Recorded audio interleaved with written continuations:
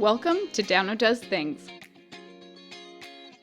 This week I am painting one of my houseplants, a golden pothos, using a watercolor palette that I made myself using an ice cube tray.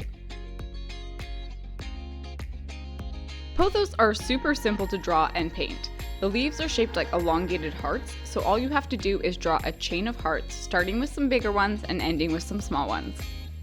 Then simply chain them together and you've got a string of pothos. Easy to draw and easy to care for, the pothos might be one of my favorite plants.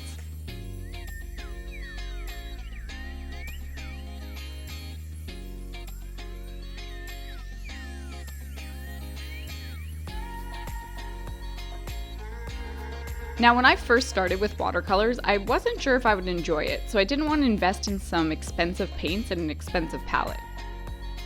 A teacher of mine told me that you can make your own palette using an ice cube tray from the dollar store.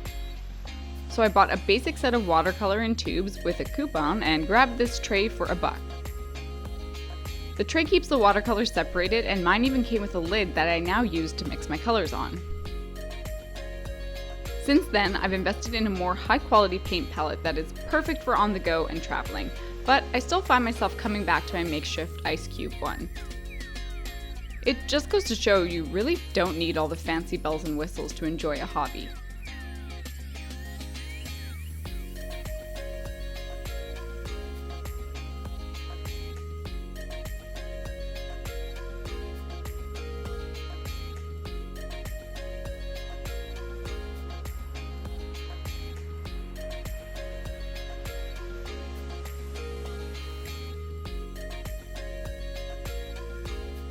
Leaves are an interesting subject because they never seem to be just one color, and all the leaves on a plant are always different.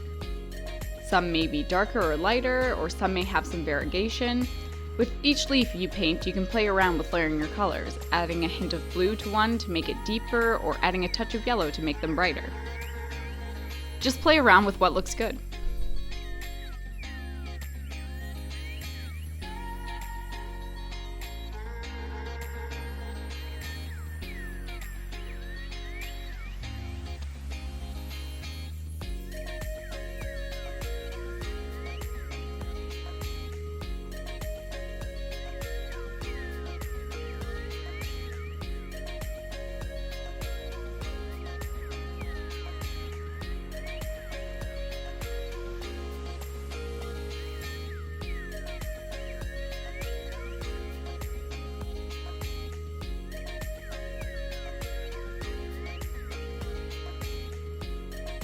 Finally, I'll shade in the pot. You may notice that I'm not adding any different color or black or anything to make the shadow parts of the pot darker. Instead, I'm just layering on more of the same color on top to make it less opaque and therefore look darker.